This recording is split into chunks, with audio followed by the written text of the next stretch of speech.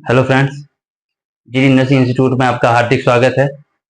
मैं Magraj Garg, nursing officer in Safdarjung BMC medical college new Delhi.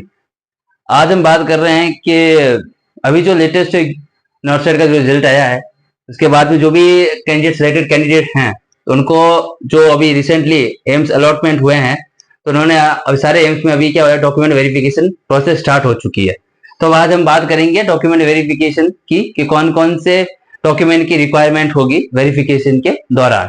तो बात करते हैं डॉक्यूमेंट की कि कौन कौन से डॉक्यूमेंट का रिक्वायरमेंट होगा ड्यूरिंग डॉक्यूमेंट वेरिफिकेशन। तो बात करें सबसे पहले, तो पहला डॉक्यूमेंट जो चाहिए होगा वो है 10th की मार्कशीट।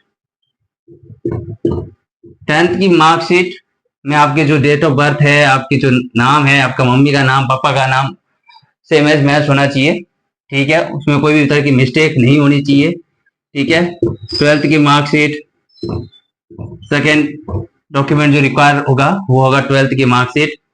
तीसरे डॉक्यूमेंट की अगर हम बात करें, तो तीसरा डॉक्यूमेंट जो चाहिए होगा वो चाहिएगा जीएनएम, और या अगर उसने पोस्ट बीएससी साथ में कर रखी है तो उनकी मार्कशीट। जीएनएम और पोस्ट बीएससी मार्कशीट चाहिए होंगी। और जो जीएनएम कैंडिडेट हैं उनको 2 साल का हॉस्पिटल एक्सपीरियंस चाहिए होगा 50 बेडेड हॉस्पिटल के अंदर।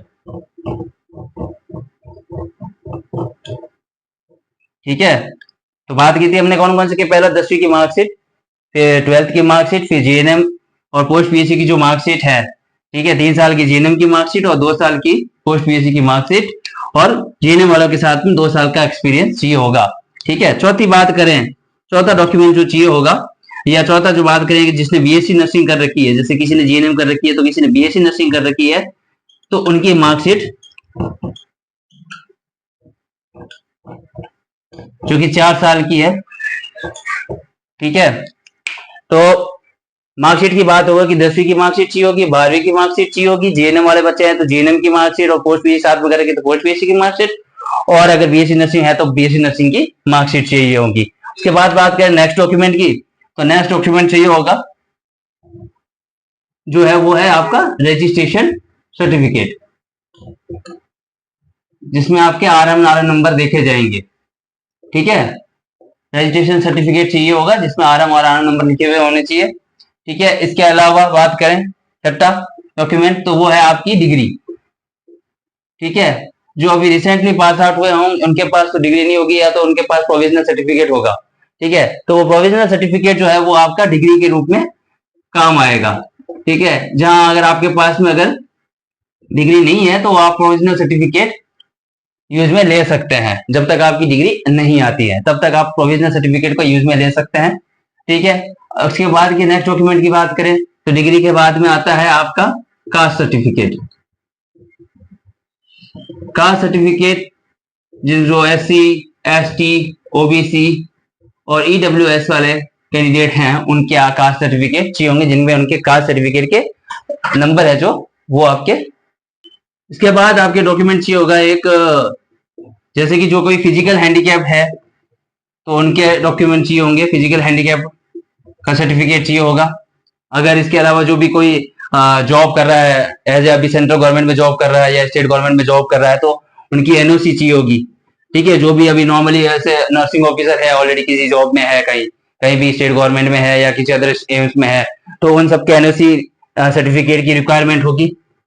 ठीक है, इसके बाद करें नेक्स्ट पॉइंट की, तो इसके अलावा आधार कार्ड चाहिए होगा, पैन कार्ड चाहिए होगा आपका।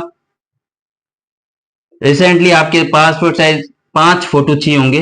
रिसेंटली जो भी अभी के कोई 5 पासपोर्ट साइज आपके फोटो चाहिए होंगे। इसके अलावा पासपोर्ट साइज फोटो चाहिए होंगे, आधार कार्ड। इसके अलावा आपकी एप्लीकेशन, जो एप्लीकेशन स्लिप है, जो आपने एप्लीकेशन फॉर्म भरा था तो उसकी जो स्लिप है वो चाहिए होगी। ठीक है, ये सारे डॉक्यूमेंट जो है आपके रिक्वायरमेंट होंगे जो भी आप डॉक्यूमेंट वेरिफिकेशन करवाने जाओगे। एक बार मैं वापस एनलिस्ट करवा देता हूँ बोलकर कि 10वीं की मार्कशीट, 12वीं की मार्कशीट, आपने जीएनएम या पोस्ट बीसी की है तो उनकी मार्कशीट, बीएससी नर्सिंग कर रखी है तो उनकी मार्कशीट। इसके अलावा आपको चाहिए होगा आपका कास्ट सर्टिफिकेट, आपका रजिस्ट्रेशन सर्टिफिकेट, इसके बाद में आपकी अगर डिग्री, फिर आपका प्रोविजनल सर्टिफिकेट, अगर डिग्री नहीं है तो प्रोविजनल सर्टिफिकेट, ठीक है। उसके अलावा आपका फिर कास्ट सर्टिफिकेट, उसके बाद में आपका आता है फिजिकल हैंडीकैप है कोई पर्सन तो उसका फिजिकल हैंडीकैप सर्टिफिकेट, इसके अलावा आपका एनओसी सर्टिफिकेट, कोई ऑलरेडी वर्किंग है एज ए नर्सिंग ऑफिसर है किसी इंस्टीट्यूट में तो उनका एनओसी सर्टिफिकेट, इसके अलावा आपको आधार कार्ड, पैन कार्ड और रिसेंटली पासपोर्ट साइज फोटो चाहिए होंगे और इसका आपका एप्लीकेशन स्लिप चाहिए होगा। और एक और है डिक्लेरेशन फॉर्म। डिक्लेरेशन फॉर्म उसमें आपका साइन और टाइम और डेट डाल के आपको सबमिट करवाना होता है। तो ये एक और फॉर्म है, सर्टिफिकेट है जो रिक्वायर होगा डॉक्यूमेंट वेरिफिकेशन के दौरान, डिक्लेरेशन फॉर्म। अगर ये किसी के पास नहीं है तो वो हम वीडियो के डिस्क्रिप्शन में डाल देंगे तो आप वहां से डाउनलोड कर सकते हैं। Thank you so much.